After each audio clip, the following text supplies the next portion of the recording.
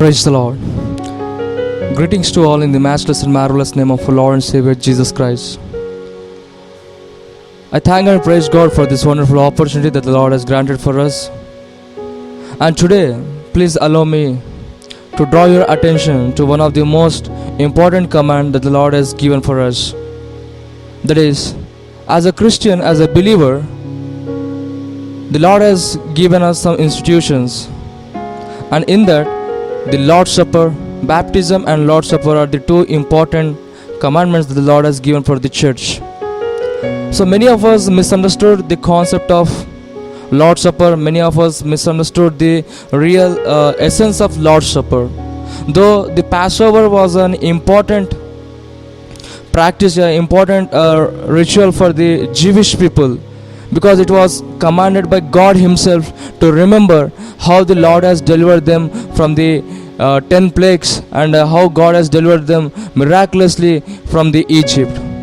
So on the same eve, on the Passover eve, the Jesus Christ has commanded His disciples to remember the Lord's Supper, to partake the Lord's Supper as He has given the new commandment. My dear brothers and dear sisters, many times we have partaken in the Lord's Supper. Many have given a lot of names. Some says it's a Thanksgiving, some says it's bread breaking, some says it is Eucharist, and some says it's a Lord's table. So though the names are different, but the meaning is one. That is, we are commanded by God to remember His sacrificial death, and not only to remember, but we are commanded to proclaim about His sacrificial death.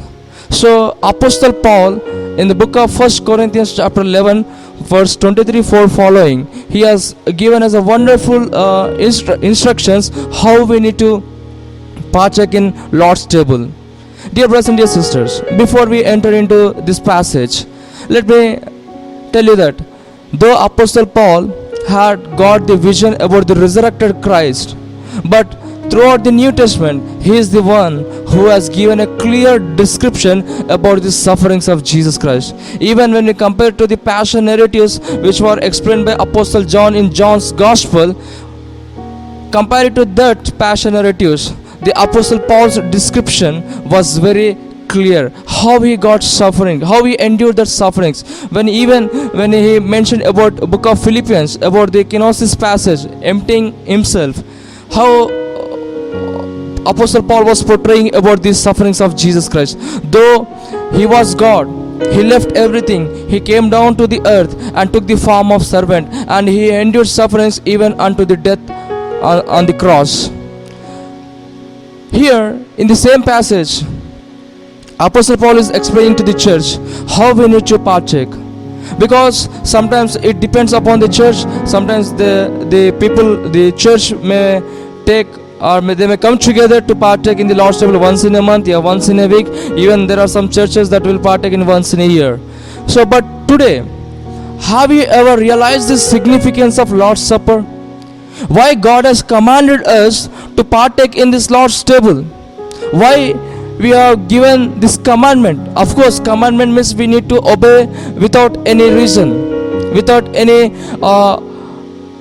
we can say that without any excuse, we have to obey that.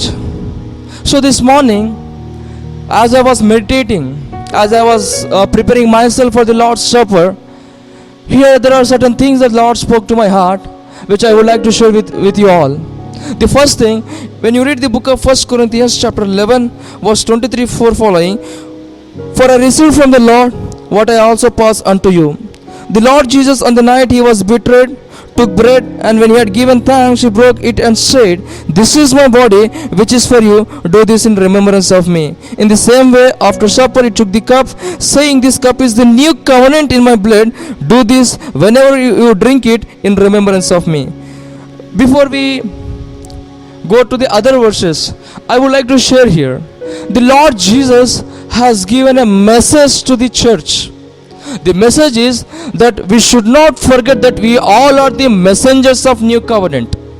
Because here Jesus symbolically says that the bread which picturizes the body of Jesus which was broken for us, the wine which symbolizes the blood that he shed on the cross of Calvary for the remission of the sins of the whole humanity. And he says that this is the new covenant in my blood. Dear friends, do not forget that the God himself has made the covenant with the Abraham, Moses, and he has given them laws. They have to perform sacrifices, even though as a part of their worship daily they have to perform the sacrifices. They have to offer the sacrifices. In the midst of all these sacrifices and all these offerings, still their sins are not forgiven, still their sins were not cleansed, rather their sins are covered. Their sins are covered. They didn't got the complete forgiveness, they didn't got the complete clearance, they didn't got that their conscience was not clear. Even though the God has commanded them to partake, but still, even though they are performing many sacrifices, even though they are shedding the blood of the lambs and other animals on the altar, that blood was covering the sins of the people, but not cleansed them completely, not given them the pure conscience without any guiltiness. So here the God understood that it is very difficult for the people to follow this old covenant. Even when during the time of old covenant itself, even in book of Jeremiah chapter 31 verse 3, even the prophet prophesies that the Lord himself will give us a new heart. Everything will be a new creation. And even Moses he saw the incarnation of Jesus. That's what we call as theophany. And he has given a prophecy, maybe a promise. Promise can be a correct word. That there will be a day where the word of God will be written on their hearts itself, and the Israelites will be the God's own people. So in Jesus, when Jesus came in this new covenant, there was no more need of any animal sacrifices on the altar. Rather, the Lord himself has given his life on the cross as a sacrifice, as an atonement, as a ransom for each and every human being, so that we may have a fellowship with our God, which was broken because of our sin. We all know that Romans chapter 6 verse 23 says that for the wages of sin is death. So we are supposed to endure the death. Death is the capital punishment for sin. Throughout our life, through all our deeds, we have earned death as a gift, as a reward. So Jesus Christ himself, he came down to this earth. He sacrificed his life on the cross of Calvary. He shed his precious blood, and in his blood and through his blood our sins all are cleansed. There is no covering, rather all our sins were washed away. The Lord himself has washed our sins. He has restored our relationship with God. He reconciled with God the Father, as which supposed to be there, but because of sin it was broken. So we are supposed to be a messenger of new covenant. We are supposed to carry this gospel to the perishing world, to the people those who are living in a hopeless condition, to the people who are still living in the darkness. But many times we have partaken in the Lord's Supper. Many times, as a church, as an individual, as a family, we partaken in the Lord's table. But are we really proclaiming the death of our Lord Jesus Christ? Gospel means that's just the Lord Jesus came to this world. He lived, he died, and he was buried, and he rose again on third day. And whoever believes in him, he is ready to give them eternal life. But still, we are not worrying about the commandment that the Lord has given us. Maybe many times you are partaking in the Lord's table, but are we really proclaiming the Lord's death to the people those are perishing? Today, even today, the people are living utter chaos. They are living deadly living in fear. They are paralyzed with fear and anxiety. They don't know what happens when someone dies. The Satan is binding them. Their eyes are blinded. That's what Bible says. But we are supposed to be a messenger of new covenant, but we fail. How many times we have partaken in the Lord's table without knowing this. Still there are people, my dear brothers and dear sisters, who are perishing day by day. Still they are living in darkness. Still they are living the bondages. Still they are under the curses. Still they are under the hands of Satan. But as a church, we are supposed to be messengers. As a church, we are supposed to bring hope to these people. We are supposed to be a light and salt to these people. That's what Jesus said on the Sermon on the Mount. We are called to be light, not to be dark, not to hide ourselves.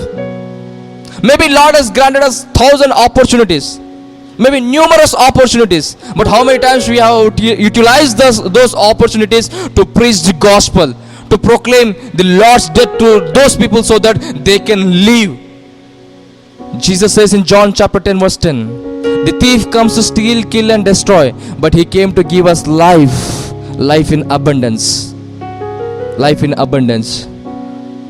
So, even from now, whenever we partake in the Lord's table, let us be reminded by God the Holy Spirit that we have to proclaim the death. We have to preach the message to this world.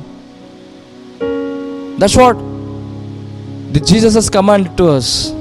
In these two verses, there is a message that the Lord has given for us. And we're supposed to proclaim that message. We're supposed to preach that message. But as a church, we fail. But still the Lord is giving us one more opportunity this morning.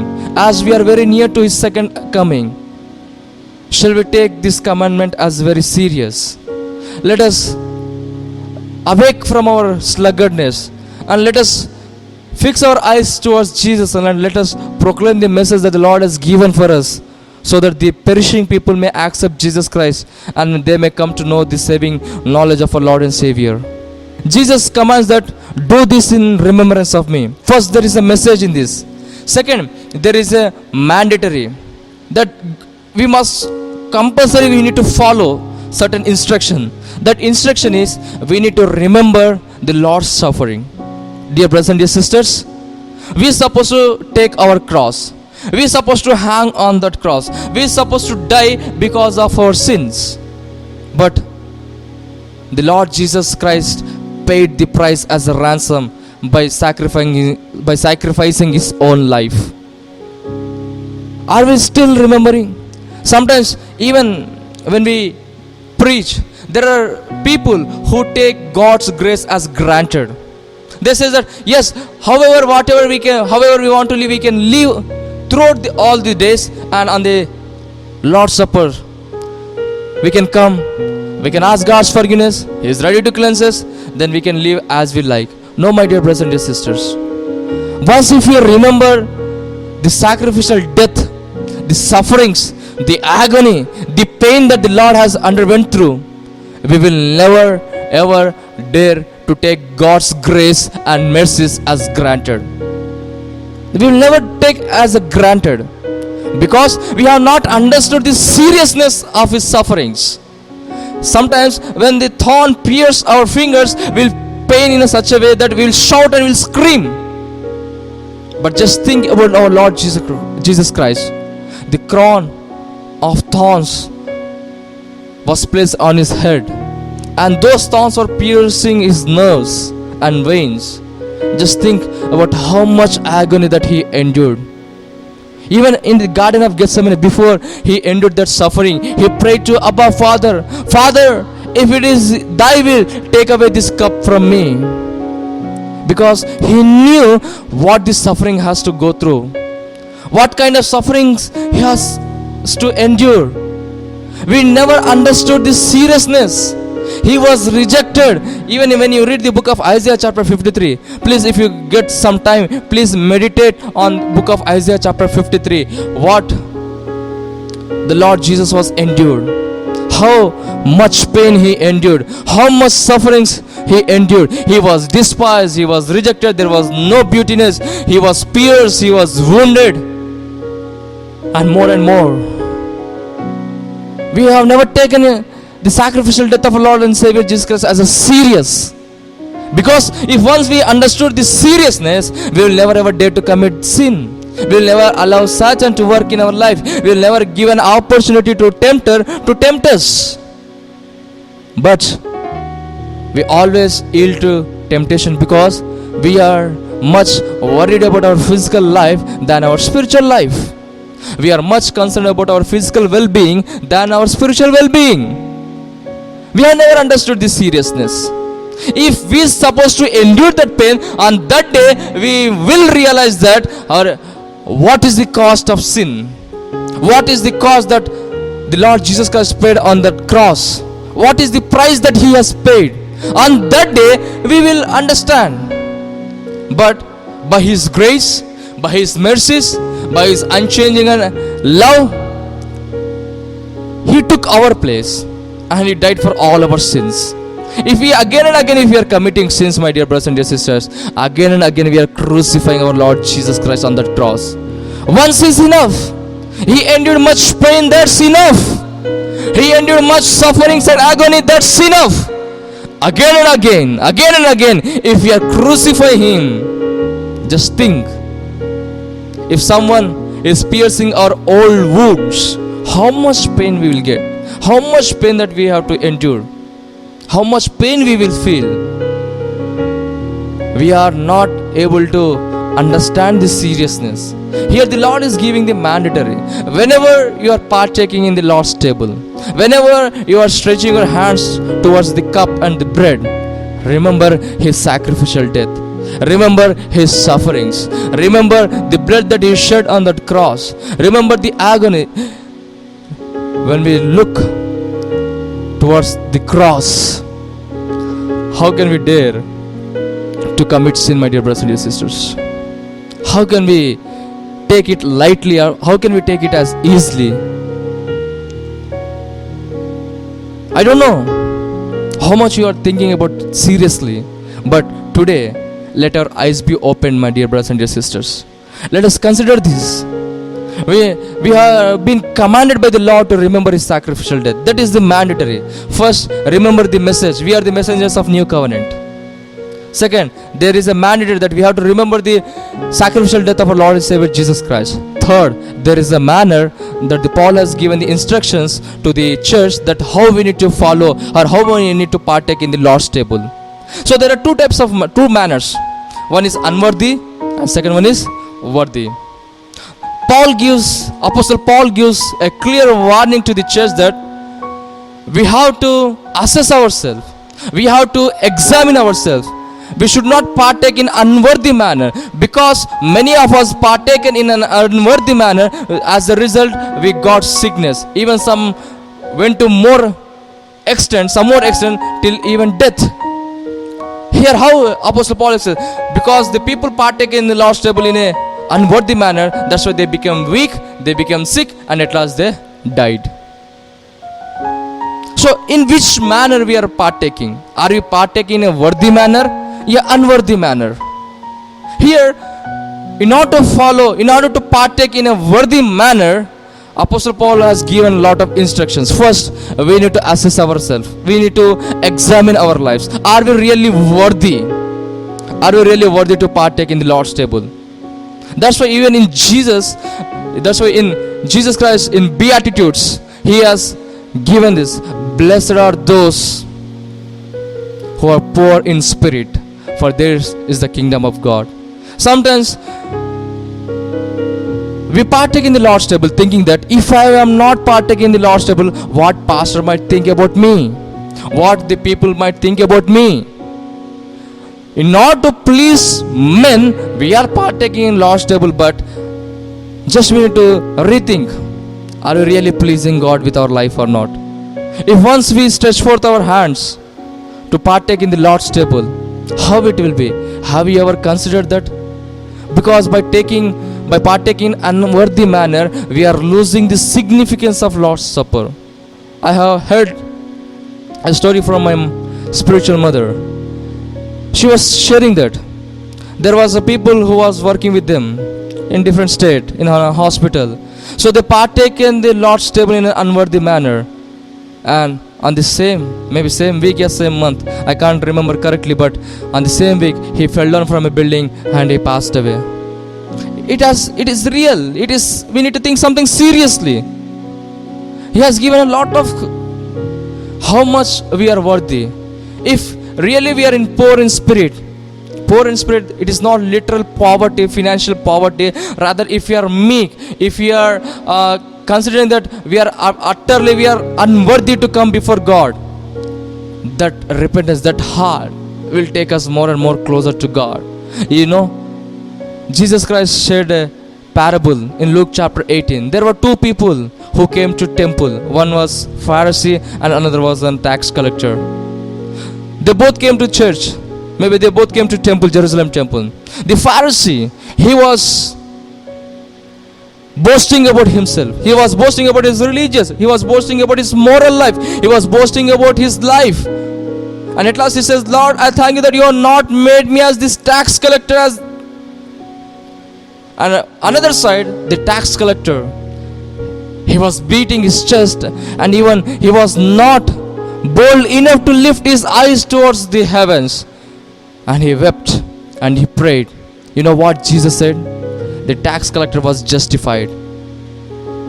The tax collector was justified in the sight of God. Many times before we partake in the Lord's table, we forget the manner how we are partaking. Whenever we are taking the bread, are we really considering it as the flesh that was pierced for us? Whenever we are taking the cup which symbolizes the precious blood of Jesus, are we considering it as a serious? Many times, not only we are failing in this area, but also we are bringing shame. Because by looking us, the people are thinking that, they says that from Monday to Saturday they live as they like, but on Sunday they become a holy Christian. Because of this, our name, our God's name was blaspheming. So dear brothers and dear sisters, I want to give a clear message that we need to follow these three steps. First, the message. Are we really the messenger of new covenant? Are we really following the mandatory? Are we partaking in a worthy manner? Just think. Many times we have partaken in the Lord's table, but today, may God the Holy Spirit convince our hearts. May God strengthen us to partake in the Lord's table in a worthy manner. And let us bring the glory to the name of the Lord. This morning, shall we pray and shall we prepare our hearts? And let us ask God the Holy Spirit to convince our hearts. Let us be a messengers of new covenant. Let us take this mandatory as very seriously, and let us follow and let us partake in the Lord's Supper in a worthy manner. May God bless us. Shall we close our eyes and shall we prepare our hearts? Hallelujah. We thank you, Jesus. We praise you, Lord. We praise you. We thank you, Lord. Father, this morning we come to your throne of grace, O God. Many times, Lord, we have partaken in the Lord's table in an unworthy manner. We have taken everything in a granted way, O Lord. Many times we are concerned about our physical well-being, but we have never bothered about our spiritual well-being, O Master. But this morning, as we are preparing our hearts, Lord, you lead us, you guide us, O Master. Let God the Holy Spirit convince our hearts. Lord, with the broken hearts we come to your throne of grace, and we know that whoever comes to you will never despise them, O Master. Have mercy on our Lord Jesus. Have mercy on us.